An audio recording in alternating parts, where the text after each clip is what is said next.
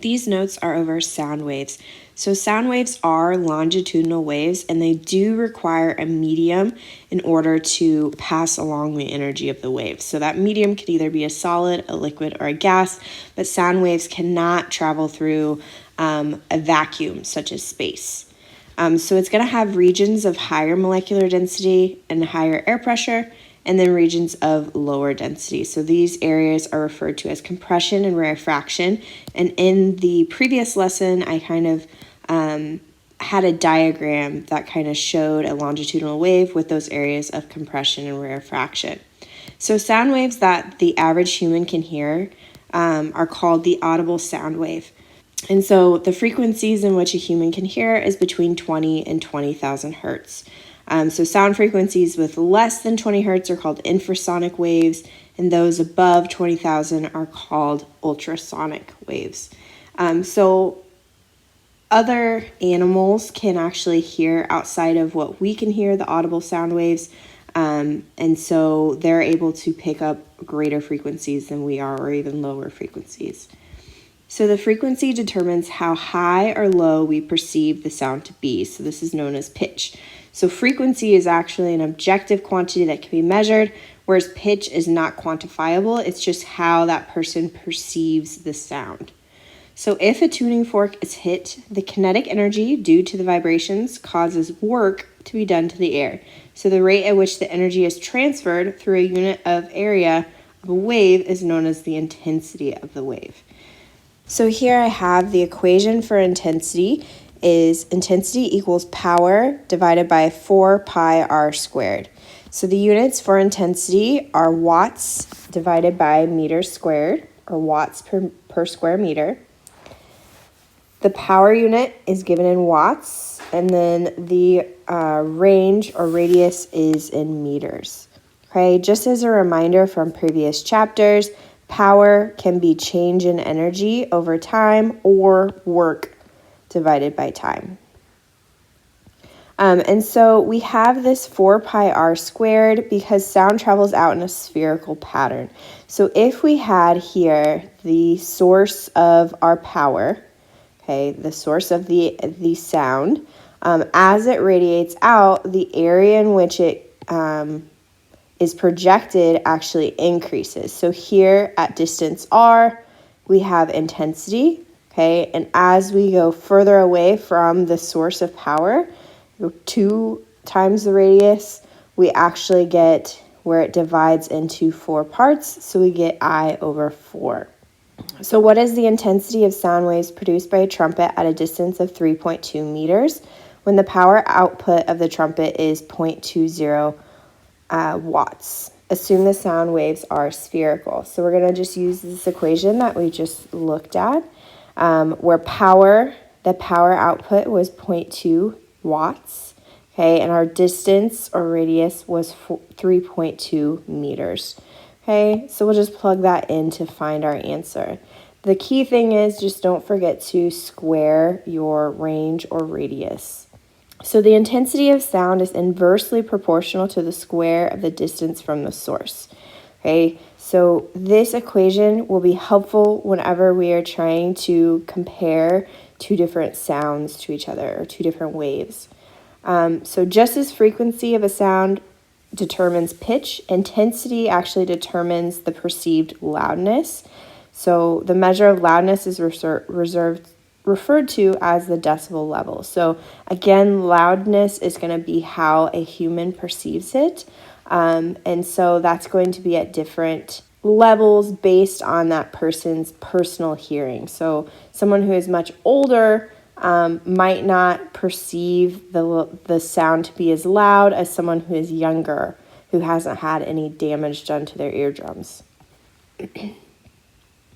So for this example, the intensity of a sound wave is 6 times 10 to the negative third at a distance of 4 meters from the source. What is the intensity of the sound at a distance of 10 meters from the source? So we're going to use the ratio here. So we have the final intensity over the initial intensity is equal to the initial radius squared divided by the final radius squared. Okay, so make sure that you keep track of what numbers need to be plugged in where. Okay, so we have the starting wave intensity was 6 times 10 to the negative third, so that's going to go in the denominator here. Okay, and then the initial distance was 4 meters, so that's going to go in the numerator on this side squared. And then the new distance, the final radius, would be 10 meters, so that will go in the denominator here. And then we would cross multiply in order to solve for this, and we get this answer, which is also this answer. So the speed of sound depends on the medium in which it is passing through, specifically how readily the particles that make up the medium are able to pass along the energy of the wave.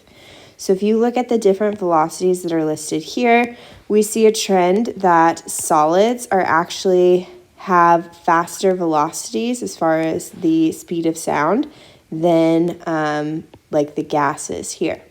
Okay, and the reason for that is because the solids are set up to efficiently pass on the energy of the sound wave. Because they are rigidly packed together, it's easier for them to pass on that impulse to the neighboring particle to pass it along, compared to gases that are kind of more free roaming around the room. They are not as efficient as passing on the energy, thus their velocity would be slower.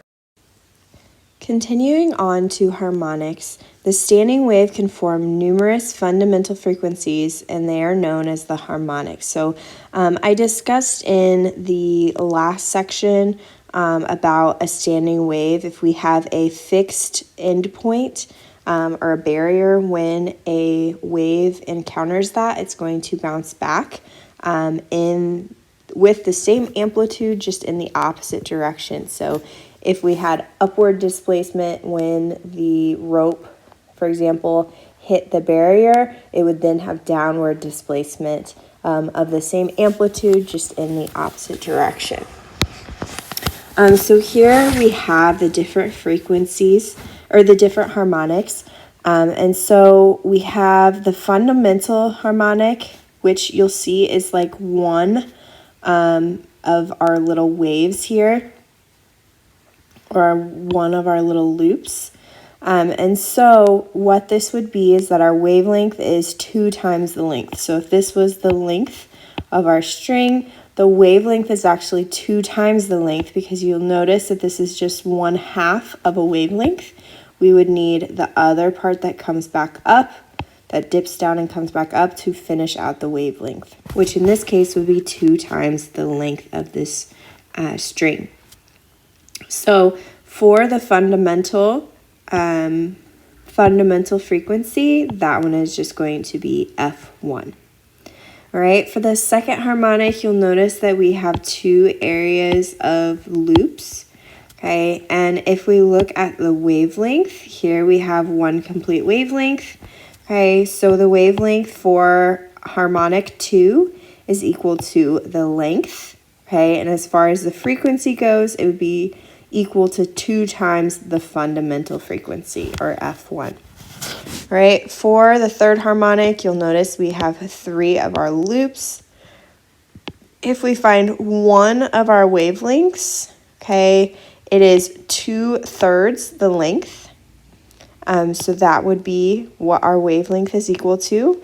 And for frequency 3, it's going to be 3 times our fundamental frequency. For the fourth harmonic, again, we have 4 of our loops. If I find one wavelength, one complete wavelength, you'll notice that it's 2 of 4 of the length, which would reduce down to 1/2 the length of the string. So our frequency for the fourth harmonic would be 4 times F1. So we could continue on this pattern, but hopefully you kind of see what the pattern of the various harmonics are. So here is the equation when finding the frequency or finding the velocity of the harmonic series of standing waves on a vibrating string, and then we'll see later that this also applies to open-ended pipes. Okay, so we have our frequency, which would be given in hertz.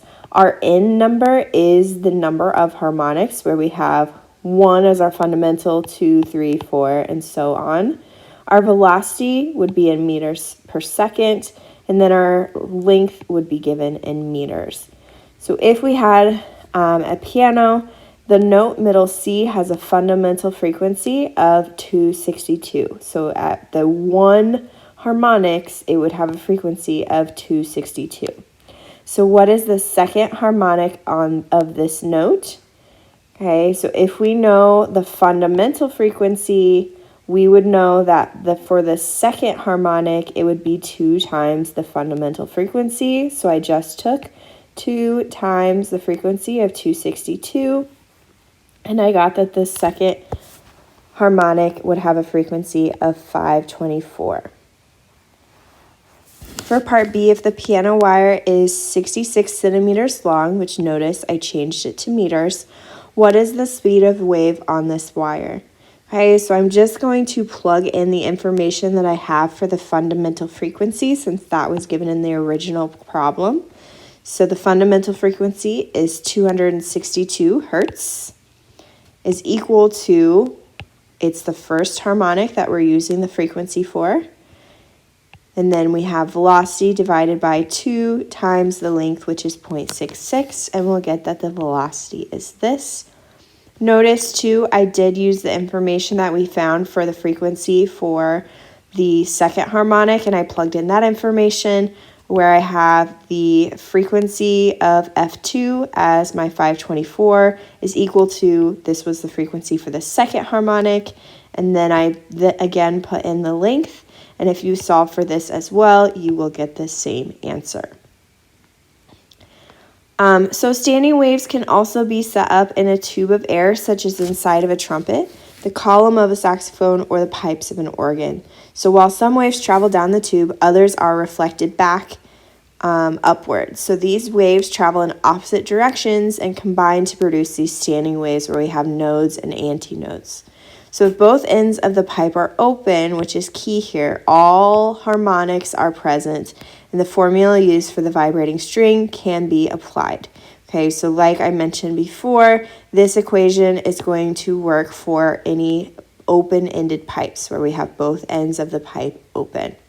Okay, and so it just shows you what's happening inside of the instrument or the pipe, where we have, this would be the first harmonic, this would be the second, this would be the third. So it looks a little bit different than what it does on the actual string, but it's showing you kind of the node and antinodes throughout the column. If one end of the pipe is closed, only the odd harmonics are present, okay? And the reason that is only the odd ones is because there has to be a node at the end, the closed end of that pipe. Okay, so because of that, it actually creates the wavelength to be a fourth of the wavelength. Because if we had the wavelength here, it would have to go down and then back up and then back down again. Okay, so because of that, our equation for finding like the frequency or the velocity is a tad bit different. So here we have the frequency of whichever harmonic we're trying to find is equal to the harmonic number and then velocity divided by 4L, because the length of the wavelength is a fourth in the first harmonic. So with the N in this case, it can only be odd numbers. So we would go from first harmonic to third harmonic to fifth to seventh to ninth, and so on and so forth. Okay, so for this question, what are the first 3 harmonics in a 2.45 meter long pipe that is open at both ends? So for this first section, I'm going to do the open-ended. It does tell us to assume that the speed of sound is 345 meters per second. Okay, so I'm going to use this equation since it's open at both ends. Okay, I plug in the first harmonic. I'm using the first one, so I'm using the number 1. The velocity I plug in from the problem. and then I plug in the length, and I find my answer here. I do the same for the second harmonic and the third harmonic. Okay, for the second part, it asks what are the first three harmonics of this pipe when one end of the pipe is closed. Okay, so I'm going to be using this equation instead of the other one because it is closed at one end. So when I plug in the first harmonic, this is the answer I get. Notice that I don't plug in the second harmonic because this is a closed one. I can only use odd harmonics. So I'm using the third harmonic, I plug in the information, and then the fifth one and plug in the information.